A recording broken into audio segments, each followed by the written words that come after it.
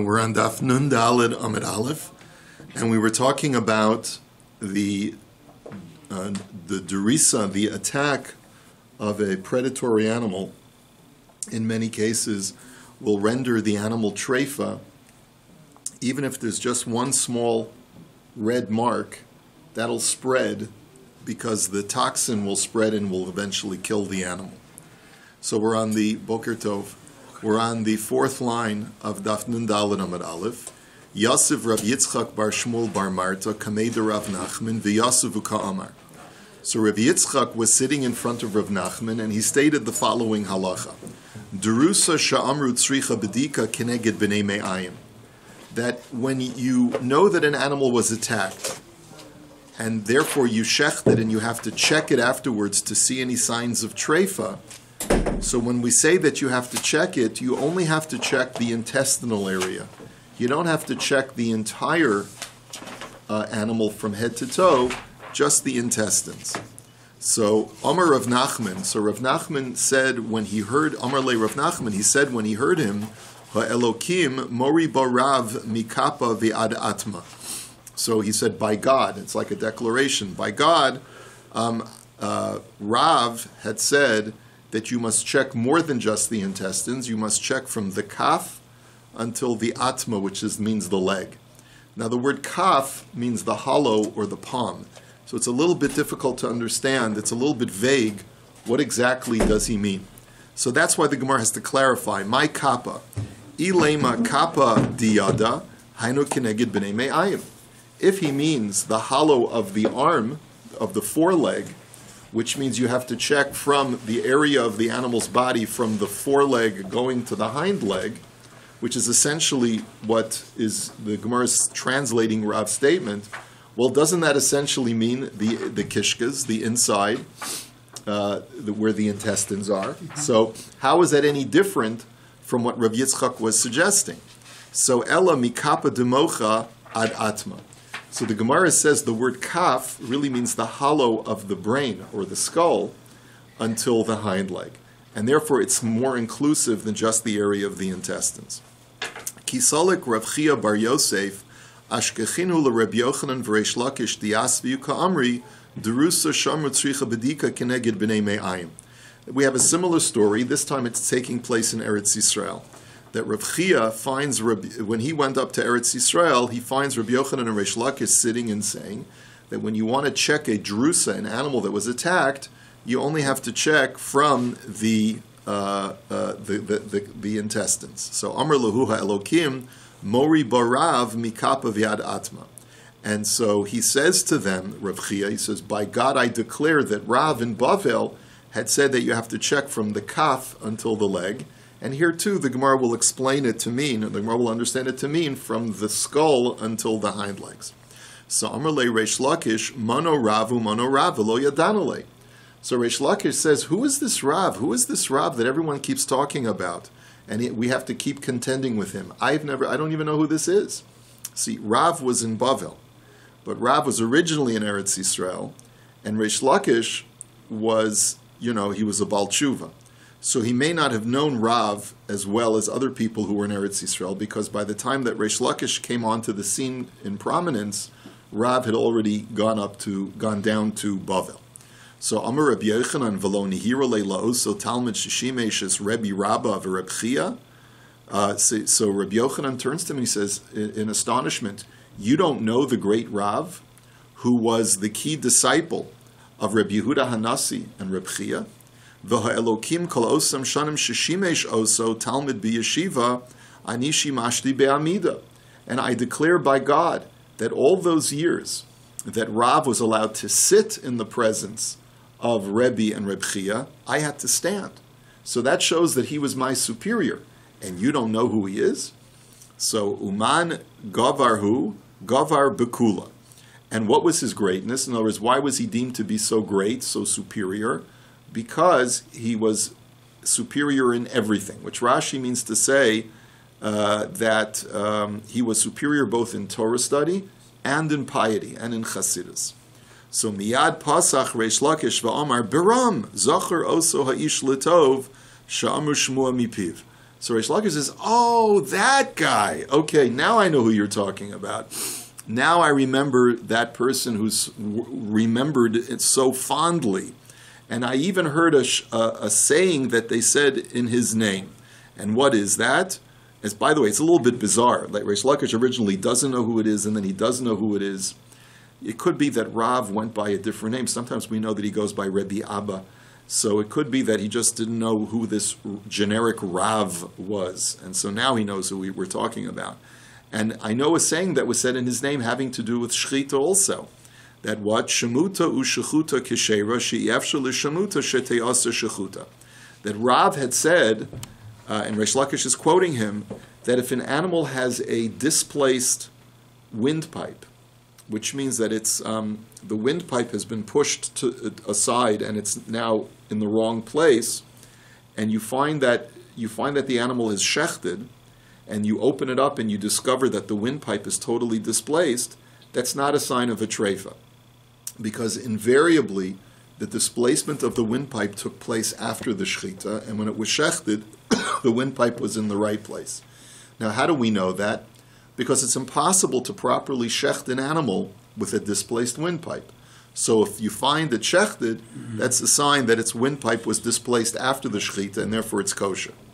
Rabbi Yochanan Amar Yavi v'Yakiv, and Rabbi Yochanan says not so fast. Rabbi Yochanan's more machmir, and he says that no, you have to do another cut in the windpipe and compare the two cuts.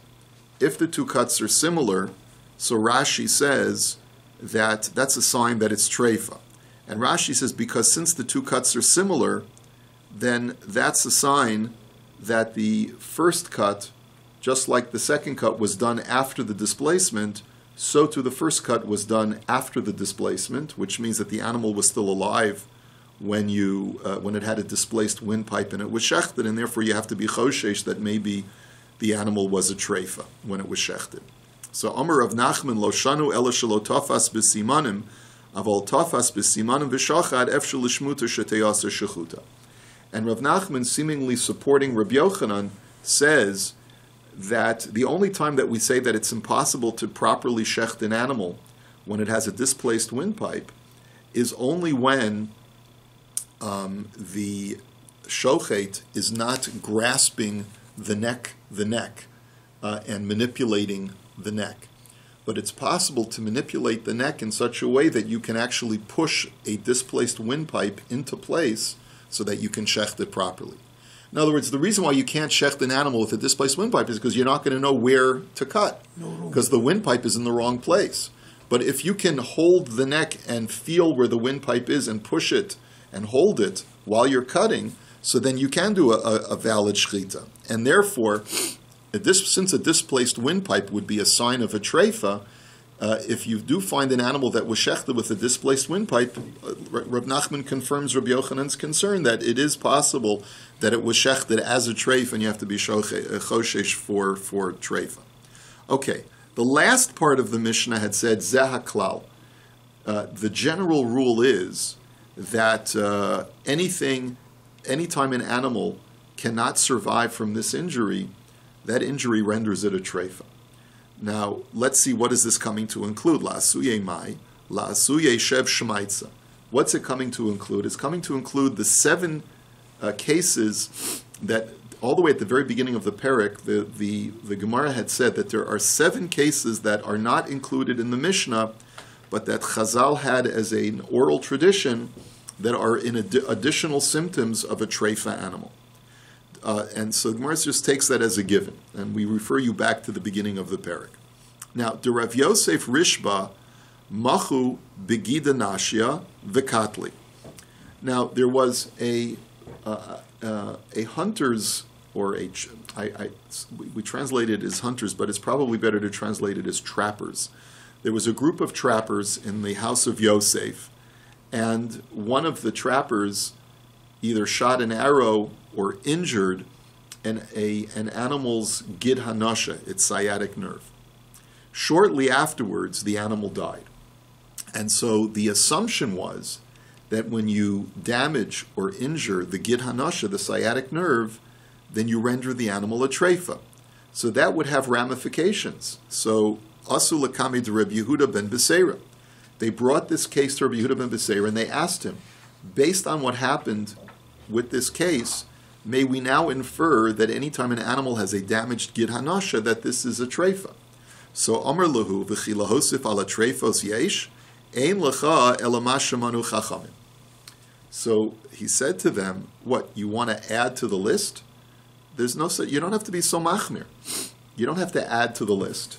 In other words, if the chachamim have a finite list of symptoms of treifa, just because you discover another way to kill an animal with an injury doesn't mean that it's added to the halachic list of treifas. And we're going to clarify this in a second.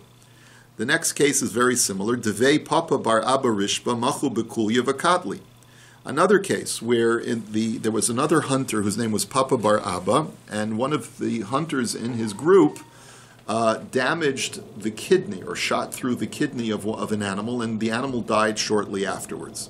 Asu lekame de Rabbi Abba, and they brought the shaila to Rabbi Abba. Does that mean that when you shoot or damage a kidney, that's a sign of a treifa? So Amar Lahu v'chi lahosif ala treifos yesh ein lacha elama shemanu chachamim. And he gave them the same answer. No, we have a finite list of treifas. Just because you discovered another way to injure an animal that will result in death does not mean that it's added to the list of treifas. Wait a minute. V'haka chazinan dekam mesa. So the Gemara says, but 1 second, isn't this the best way to verify that an injury can kill an animal? Why shouldn't it be added to the list if we've been able to scientifically verify that an animal dies as a result of that injury? Why isn't that called a treifa? So the Gemara answers, Gemiri di ibadri la sama chaya. And the Gemara gives a very unusual answer, that we have a tradition that both in the case of the sciatic nerve and the kidney, if you administer the proper medication, the animal will survive. And therefore, it's not a treifa. Because even though true, if you leave it unadministered, untreated, the animal will die, but you can medically treat the injury so that therefore it's not considered a treifa. Now that's fascinating to me because what that implies is that let's say we advance in our medical knowledge. See, in the times of the Gemara, they only had a limited amount of medical knowledge. They didn't know how to do surgery on certain types of organs that were perforated. So does that mean if you could repair an organ, that means it's no longer a treifa? Apparently that's not the case, because you can treat tuberculosis, and yet that's the main sign of an animal being a treifa. So I don't have an explanation of this, but it's an important discussion to have as far as whether the list of treifas is fluid based on our medical knowledge or whether it's not, and that's something that we're going to leave to the side, but it's worth a discussion. Okay, let's go on to the next Mishnah. Ve'elu kesheros. Now, this is the second Mishnah in our parak. The first Mishnah was Elu treifos. Here's a list of injuries that renders an animal treifa, and here's a list of injuries that does not render the animal a treifa. The animal is still kosher. Behema, for a behema. Nikva hagargeres, if the windpipe is punctured. Now, how did the word windpipe, what did we say the word for windpipe was before? Kane. And here it's using the word gargeres. So one explanation is that they're used interchangeably. But there are other Rishonim who say that it's really a description of two different things. The gargeres is the skeletal structure around the windpipe, and the windpipe is the tissue itself that's a tube inside the gargeres. But either way, we had learned that if the kana is punctured, that does not render the animal treifa. If the esophagus is punctured, it does. But if the kana is punctured, it's not a treifa until there's a cut in the majority of the circumference of the windpipe will render it a treifa. So this is consistent with that. Oceanistica, or if lengthwise there's a dorsal tear, that also will not render the animal a treifa. Ad kama techsar, and how much has to be missing? Like if you have a puncture in the windpipe, how large must that hole be in order for it to still be kosher? So Rav Shimon ben Gamliel Omer, ad ki iser ha'italki. It's still kosher up until the Italian Isser coin. In other words, if you know what an Italian Isser coin is, the size is then you'll know that if the hole is up until that size, it's still okay. Now, nifchasa hagulgolas velo nikev krum shel moach. Another symptom that's kosher is if there's a deficiency in the skull, but the membrane that surrounds the brain is still intact, still kosher. Nikiv halev velo beis chalalo. Another one is that if there's a puncture in the heart, but it doesn't go into the actual chamber, the puncture doesn't go all the way into the chamber of the heart, still kosher. Nishbara hashej velo nifsak hachut shala. Another one is that if there's a break in the vertebrae in the spine, but the spinal cord is still intact. Nitla hakaved v'nishtar himenu kazais. Another one is that if the liver is deficient, as long as you have a kazayas left of liver tissue, animal is still kosher. Hameses ubeis hakoso shenikvu zelos of zeh. Now we learned before the meses and the beis hakosos are the rumen and the reticulum, two different intestinal organs that are touching each other. We had learned that if in the previous Mishnah that if either of them are punctured, it's treifa. But what if the puncture is at the point where they're touching each other? So then the animal is still kosher because since it's on a place where they're touching each other, that sort of seals off the puncture. It sounds like from Rashi that even if they leak into each other, the animal can still survive because they have very similar functions. And therefore, it's not such a big deal if there's leakage from one chamber to the other, as long as it's not leaking outside. Now, nitel hatchul, another sign of kashrus, is if the spleen is missing. And even among humans, you can have a missing spleen and just get along very fine. Nitlu haklayos, if the kidneys are taken out, that also the animal is still kosher. And this, of course, is very mysterious, because if a human doesn't have kidneys, you can't survive. So yeah, but here it's in the plural. So you could have said, well, maybe if only one's missing, it's okay. But here it's two. So someone showed me a footnote from the art scroll today that says that in that book, that illustrated Treifa book, it says that certain animals can compensate for a complete loss of kidney function. So it's a bit of a interesting phenomenon, but in this, I have no idea. In this respect, animals, though, are different from humans. That's the argument, right? It sounds like from that footnote that it's true even today. Nitalechi hatachton, if the lower jaw is missing or even dislocated, it's still kosher. Nitla ha'em shala, if the uterus is missing, still kosher. V'charusa bidei shamayim, if the animals, and Rashi explains, we're referring to the lung here, if the lung becomes desiccated, dried up, so then it's still kosher as long as it happened bidei shamayim, as long as it happened as an act of heaven. What that means and how you know, the Gemara will explain. Hageluda, and the final case is if an animal is skinned, it's missing its skin, and it forms a scab instead. So Rabbi Meir machshir v'chachamim poslam. Rabbi Meir says the animal is still kosher, and the Chachamim say the animal is a treifa. So the Gemara now says, Itmar, Rabbi Yochanan Amar Elu Treifos Davka, Rabbi Shimon ben Lakish Amar Elu Kesheros Davka. So an interesting machlokas Rabbi Yochanan and Reish Lakish. Whenever you have a statement of Elu, these are so and so, then usually it means these to the exclusion of something else. And here you have a bit of a contradiction, because the first Mishnah said Elu Treifos, and the second Mishnah said, Elu Kesheros. So, Elu Treifos is exclusive, and Elu Kesheros is exclusive. One's excluding that which is treif, and one's excluding that which is kosher. So, it's a sort of like a gray zone. They sort of contradict each other. So, Rabbi Yochanan says, he's the more lenient one, and he says, Elu Treifos is the exclusive statement, and therefore there's stuff that's outside of that Mishnah that's kosher. And Reish Lakish is just the opposite. Elu Ksheros is the one that's the exclusive, to be taken as the definitive exclusive statement. And there's stuff not in this Mishnah that's treif, so he's more machmir. V'maika miflagi b'derav Masna. Their machlokus is in one specific case, which is the illustration of Rav Masna. The Amar Rav Masna, haibuka da'atma t'shaf miduch de treifa. That if you have a femur that is dislocated from, I think it's dislocated from the hip, is really what he's saying. So then, that animal is a treifa. So that's the issue of machlokas, that Rabbi Yochanan Amar Elu Treifos Davka, Rabbi Yochanan disagrees, and Rabbi Yochanan is of the opinion that a dislocated femur is going to be kosher. And he learns it basically based on the language of the Mishnah. He says, the Mishnah had said, Elu treifos. Only these are treif. Only this list in our Mishnah. And Tana treifos, v'tana zehaklal. But at the end of the Mishnah, remember it said zehaklal, which was a riboy, which meant to imply that there are more things that are not included in this list, which are also treif. V'chazle the Rav Masna, da'asya bezehaklal, my time, the dami linutule.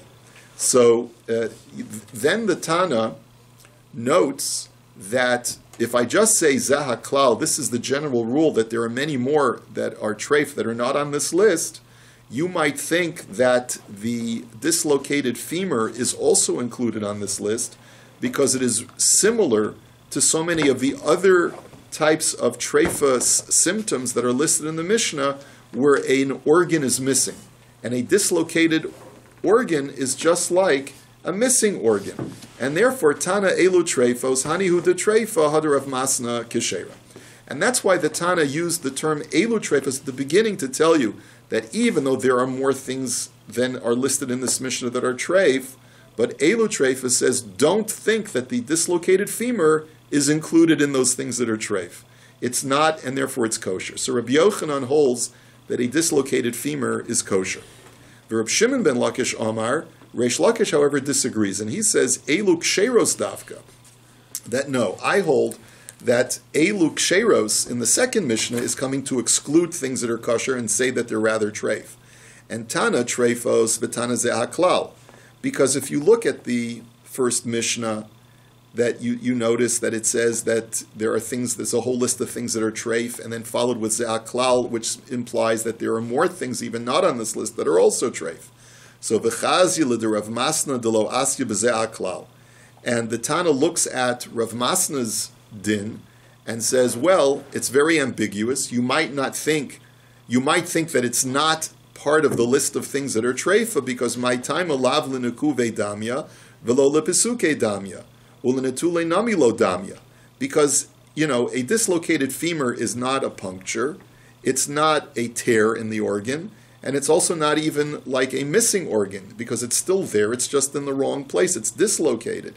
And therefore, you might think that it's not included in this list of zahaklal, of all the things that are added to the list of treifa, so therefore, Tana elu kesheros, hanihu de kesheros, hada Rav Masna treifa.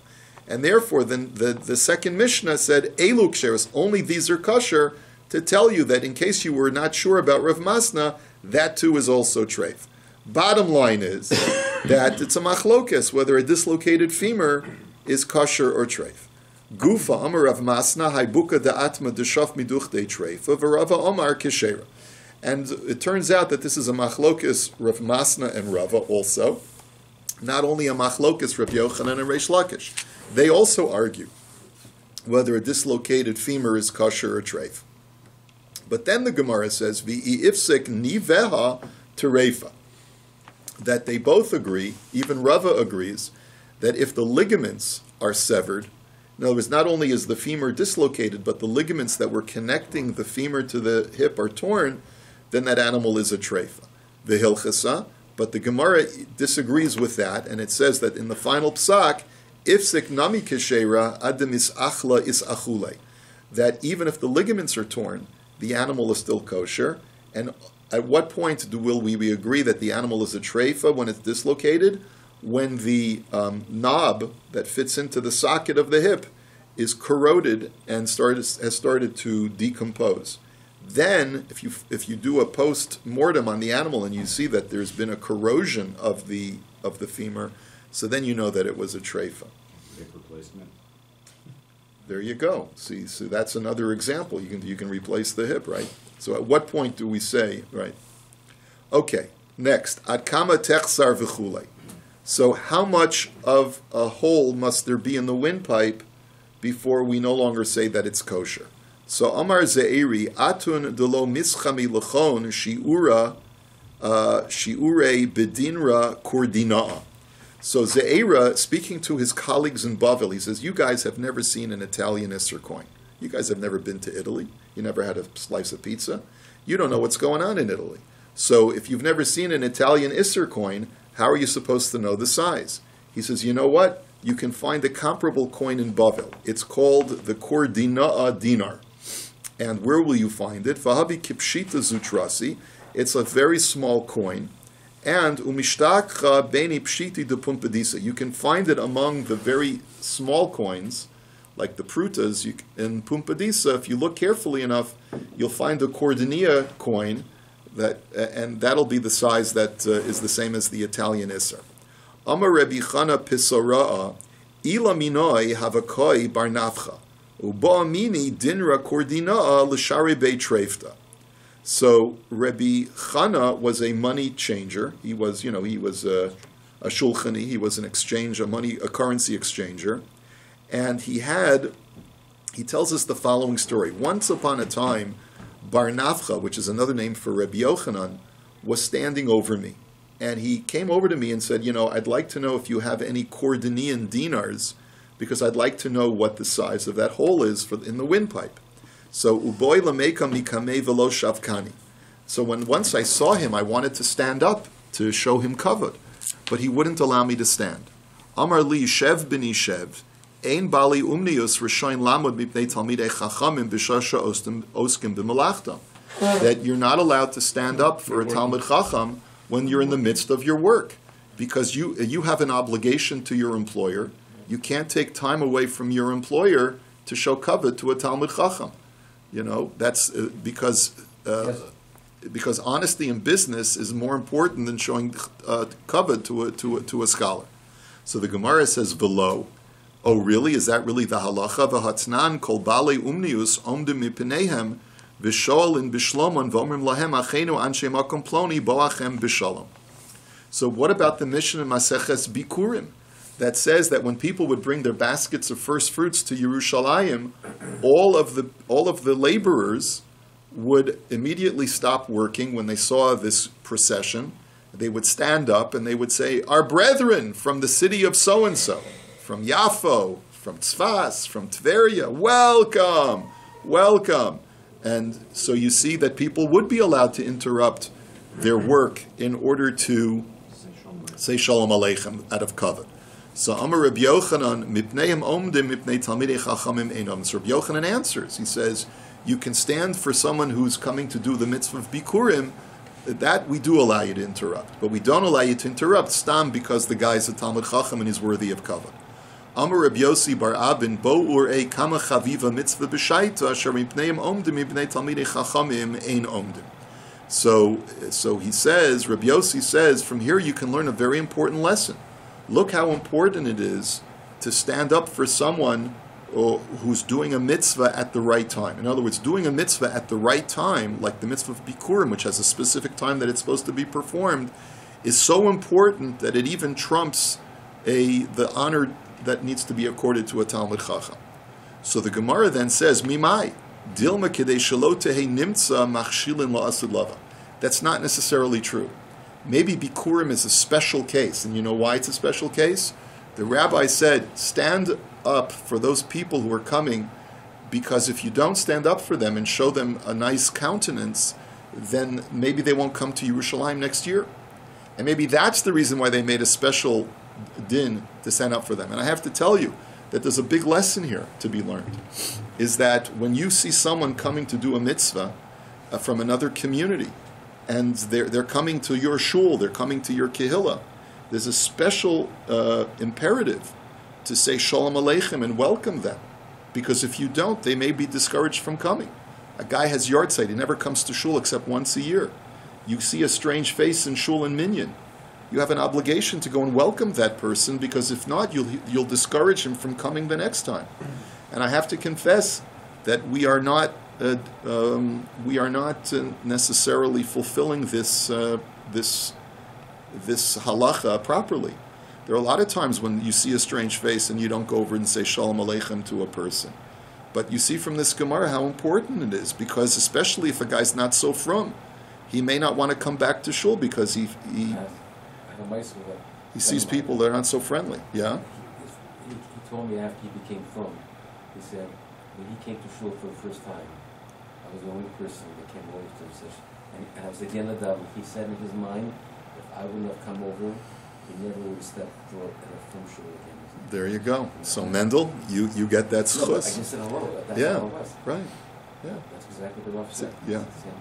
You never know. So we have to take this Gemara to heart, and really it's really an important halacha.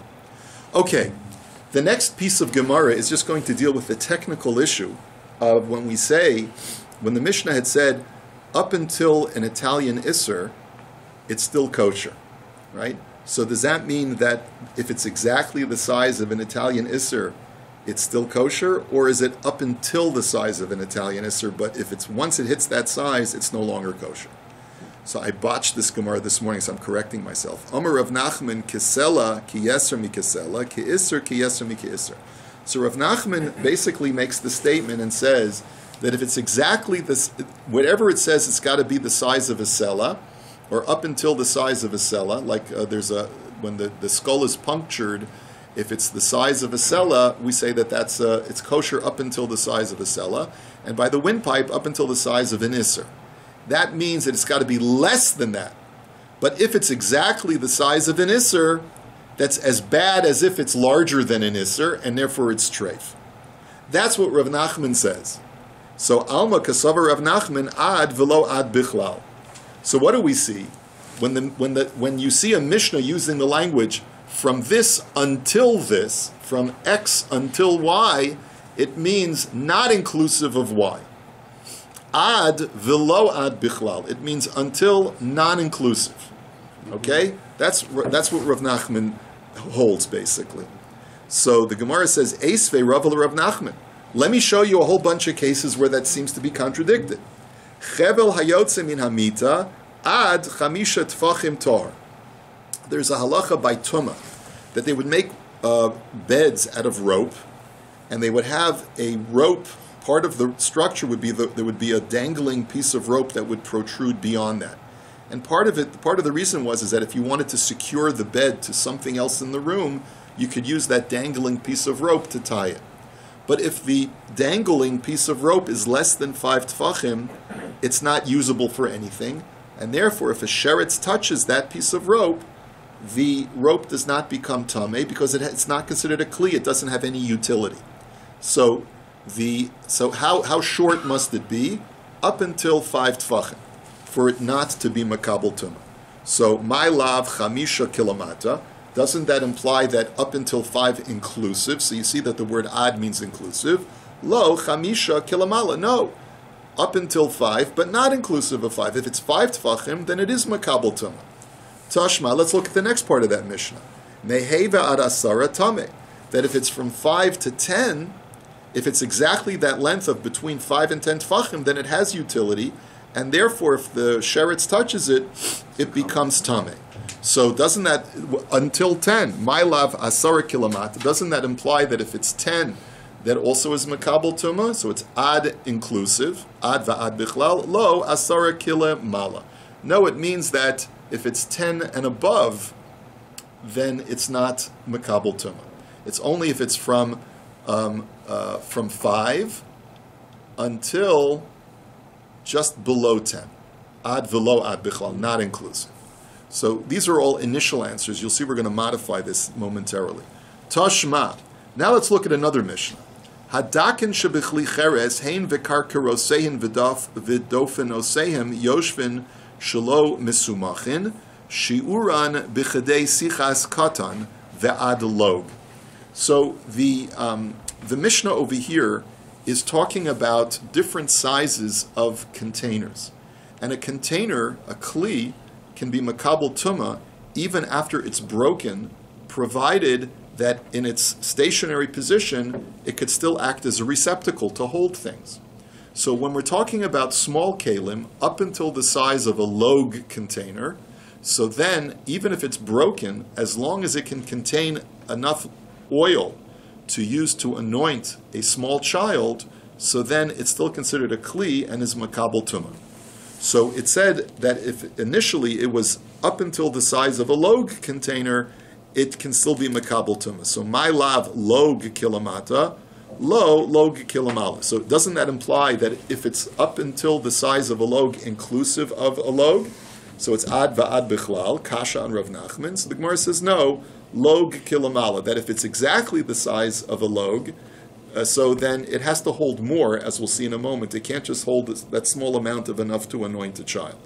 Tashma, milog ad sa'a b'revius. The next part of that Mishnah says that if it's from the size of a log up until the size of a sa'a, and it breaks, it has to at least still hold a revius in order to be considered a kli for the laws of tumah.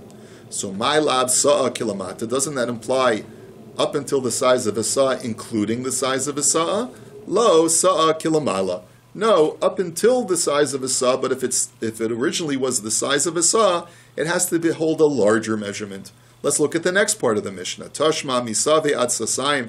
If it originally was the size of a sa'a until the size of 2 sa'as, it has to hold b'chatzi log. It has to now hold a half of a log of liquid in order to still be considered a kli. My lav sasayim kilamata, lo sasayim kilamata. The same sequence. Doesn't that imply that even if it is the size of 2 sa'as, that it has to only hold a half a log? No, up until 2 sa'as, but if it's a 2 sa'a kli, it has to hold even more. So, but wait a minute, says the Gemara, if all of those answers are contradicted by the following brisa. V'hatanya log kilamata, sa'a kilamata, sasayim kilamata.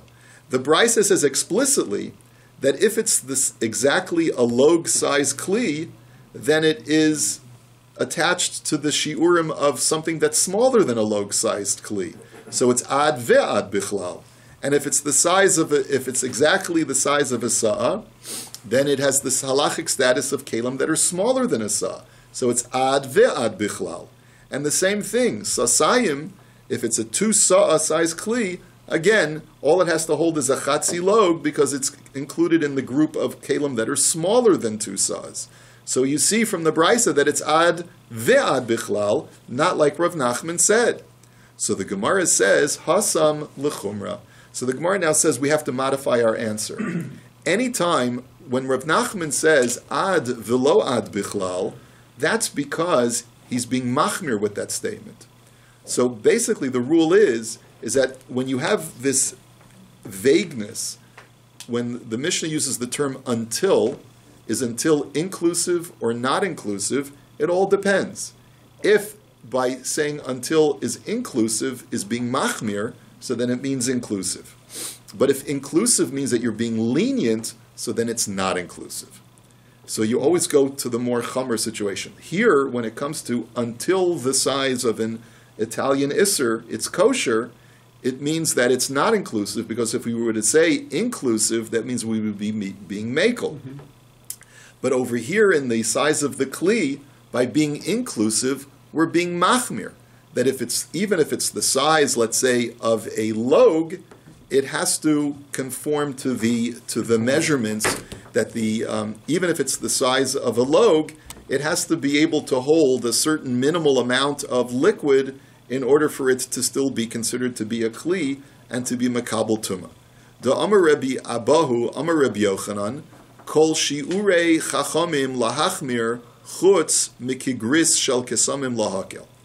That Rabbi Avahu says in the name of Rabbi Yochanan, all the measurements, of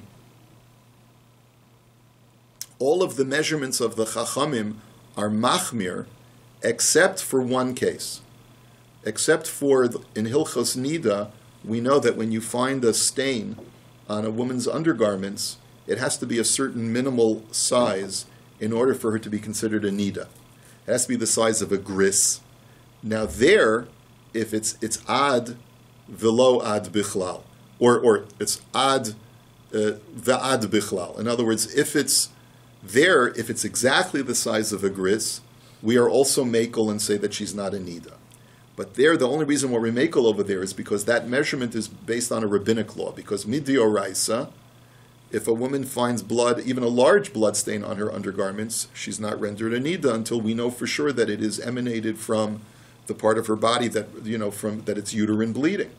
So that's the only time that we're makel. But with all other measurements, anytime there's an ambiguity, it's a suffix deorais, and we have to be machmir. Dika nami, dikatani, Allah dehahi chamisha kilomaila asara kilomata. And just to prove this point, The Gemara says, let's go back to the case of the rope bed, where that dangling piece of rope, there's a brisa that says that if it's 5 tfachim exactly, then it is considered to be a kli and is makabel tuma. And if it's 10 exactly, it's also makabel tuma. So you see that it said until 5 and until 10, and both cases were odd, but whereas by 5, it's until 5 is tohor, not including 5, and until 10, from 5 until 10 is tameh, including 10. So you see that until sometimes means inclusive, sometimes it means not inclusive, depending upon whether you're being makel or you're being machmir. And this is where we'll hold it for today.